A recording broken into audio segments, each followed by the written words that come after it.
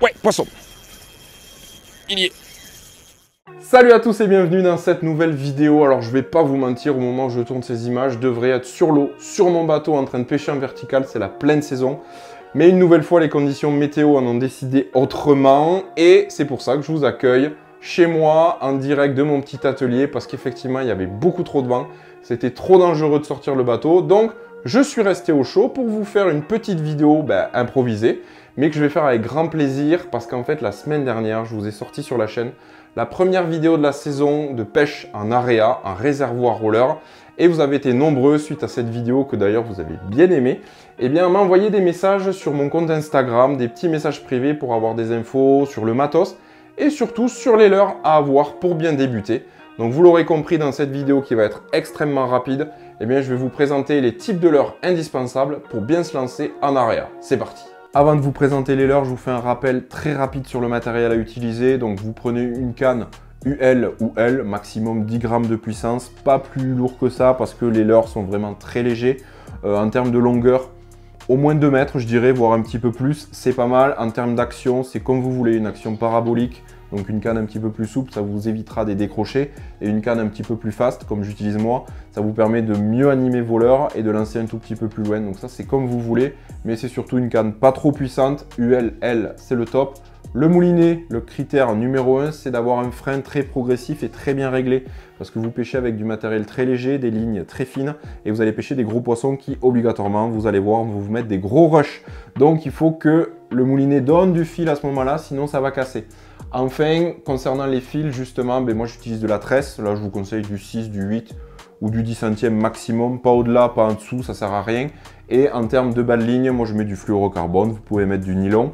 Et là, c'est la longueur qui varie. Vous pouvez mettre, comme moi je fais quand je vais pêcher notamment à truite area, où les eaux sont vraiment très noires, très sombres, je mets seulement 30 à 40 cm de fluorocarbone parce que tout simplement, avec cette longueur-là, eh bien, le bas de ligne ne rentre jamais dans les anneaux et ça vous permet à chaque fois de jeter beaucoup plus loin et le nœud ne s'accroche pas dans les anneaux et donc il est beaucoup plus résistant, il ne s'abîme pas.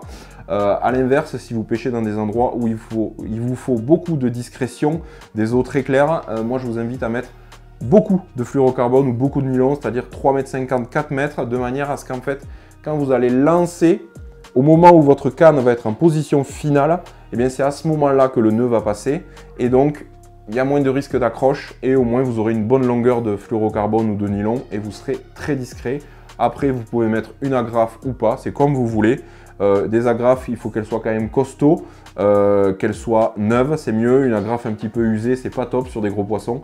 Mais voilà, après vous faites comme vous voulez. C'est vrai qu'on change souvent de leurre quand on pêche en area pour trouver ce qui marche. Donc une agrafe de bonne qualité, c'est pas déconnant. Dernière chose concernant le matos et pas des moindres, eh bien une bonne épuisette, c'est hyper important. Comme je vous l'ai dit, vous pêchez des gros poissons avec du matériel très léger, des fils très fins et quand le poisson il arrive en fin de combat dans vos pieds, au moment de l'attraper, tout ça, c'est en général là où vous cassez. Donc c'est complètement idiot parce que vous ne verrez pas le poisson et il repartira avec votre leurre. Donc utilisez bien une bonne épuisette adaptée pour sécuriser le poisson sur la fin.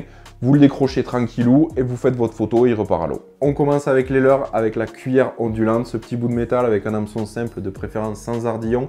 Et bien ce leurre-là, il est parfait pour couvrir du terrain, pour prospecter, pour rechercher les poissons actifs.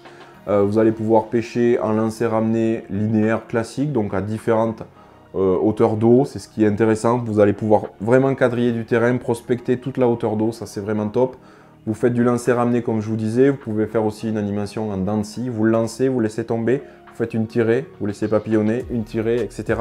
Donc c'est vraiment intéressant comme leurre. Il n'en faut pas forcément 36 000, mais il vous en faudra quelques-unes quand même de différents grammages, donc pour pouvoir pêcher plus ou moins profondément en fonction de la lourdeur du leurre, plus ou moins rapidement aussi. Différentes formes pour avoir différentes vibrations et différents coloris pour s'adapter à la couleur de l'eau, si c'est teinté ou si c'est une eau claire. Et aux poissons aussi, il faut s'adapter, donc s'ils sont sur des leurres un petit peu naturels ou flashy. Donc voilà, différents contrastes aussi, vraiment une face claire, une face sombre, ça fait vraiment un contraste intéressant. Ça peut être la clé de temps en temps. Donc voilà, le leurre indispensable, c'est la cuillère ondulante. Quand la pêche commence à ralentir, mais que je souhaite encore battre du terrain, prospecter, parce qu'on n'a pas trop localisé encore où sont les poissons, eh bien j'aime bien utiliser des crankbaits. Alors ces petits leurres-là que vous lancez, vous ramenez plus ou moins rapidement, avec ou sans pause, eh bien ils vont vous permettre de couvrir du terrain, comme je disais, et de continuer un petit peu votre prospection. Alors il existe différents modèles, silencieux, bruiteurs, de différentes formes pour différentes vibrations et surtout avec différentes bavettes pour pouvoir pêcher à différentes profondeurs. Donc une bavette plus importante va plonger un petit peu plus qu'un leurre avec une bavette un peu moins prononcée qui va rester plutôt sous la surface. Donc c'est vraiment pas mal d'avoir différents crankbaits, pas 36 000 non plus, mais au moins avoir un coloris naturel et un coloris flashy. Ça permet de s'adapter une nouvelle fois à la couleur de l'eau et à l'humeur des poissons. Ensuite, quand la pêche ralentit encore et encore et qu'on est sur des poissons ultra méfiants, ultra éduqués, je sors mon petit chouchou, le Valkein Hydram. Vous l'avez découvert la semaine dernière et dans des précédentes vidéos. Autant je vous parle d'un type de leurre pour les crankbaits, les cuillères ondulantes et les leurres qui viennent après, mais là c'est vraiment un modèle précis qui marche très très bien. Il existe en deux formes, l'Hydram normal et l'Hydram nano, un tout petit peu plus court. Les deux ont une version flottante ou coulante qu'on reconnaît avec les yeux rouges et différents coloris pour pallier à toutes les situations du plus naturel au plus agressif au plus flashy. Bref, il y a un petit peu de tout. Ce leurre-là, il faut le ramener très A few moments later. Très lentement, sinon il décroche, il tient pas le courant non plus, c'est vraiment un leurre de réservoir, mais voilà, ça nage vraiment surréaliste et hyper attractive, c'est vraiment redoutable d'efficacité, même sur les poissons les plus apathiques.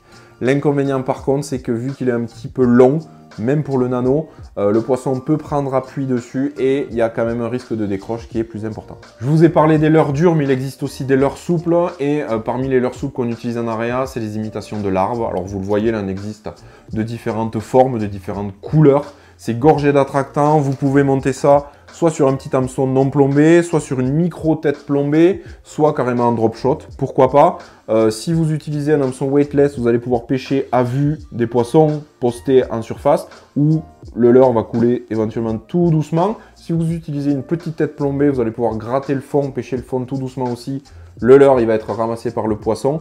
Et c'est très intéressant ce type de leurre-là pour pêcher justement des poissons ciblés ou des poissons très méfiants. On va leur présenter des choses vraiment très minimalistes, gorgées d'attractants, ça peut débloquer la situation. N'oubliez pas non plus vos petits leurres souples jusqu'à 3 pouces. C'est pas mal, en finesse, en chat, en écrevisse, en ce que vous voulez. Vous variez les formes pour différentes vibrations, vous variez aussi la couleur pour s'adapter à la situation une nouvelle fois. La plupart des leurres souples sont gorgés d'attractants, sinon vous pouvez en rajouter par-dessus. Vous utilisez une tête ronde pour faire du linéaire, une tête un petit peu plus profilée pour faire des animations plus sèches en dents de scie. Vous pouvez faire effectivement du lancer ramené classique à différentes hauteurs d'eau en faisant varier la vitesse. Vous pouvez pêcher en pleine eau, vous pouvez pêcher sur le fond à gratter. Voilà, donc n'oubliez pas non plus vos petits leurres souples. J'aurais pu parler aussi du bouton, mais il faut savoir que c'est en réalité une micro cuillère ondulante qu'on anime surtout près du fond. Voilà, je voulais pas vous en parler trop là parce que les 5 types que je vous ai présentés avant, eux sont vraiment adaptés pour se lancer en area. Là, c'est des leurres vraiment très légers qui nécessitent un matériel adapté. Donc on aura peut-être l'occasion d'en reparler plus tard. C'est des leurres qui fonctionnent très bien, surtout sur des poissons méfiants. Mais vraiment, dans un premier temps, si vous utilisez ces 5 types de leurres que je vous ai présentés, vous avez déjà pas mal d'éléments pour vous éclater en réservoir. Et voilà, c'est la fin de cette vidéo. J'espère que ça vous aura plu. J'espère surtout que j'aurai répondu à vos questions et que vous aurez trouvé toutes les réponses nécessaires dans cette vidéo. Si c'est toujours pas le cas, n'hésitez pas à me poser vos autres questions en commentaire. J'y répondrai avec le plus grand des plaisirs.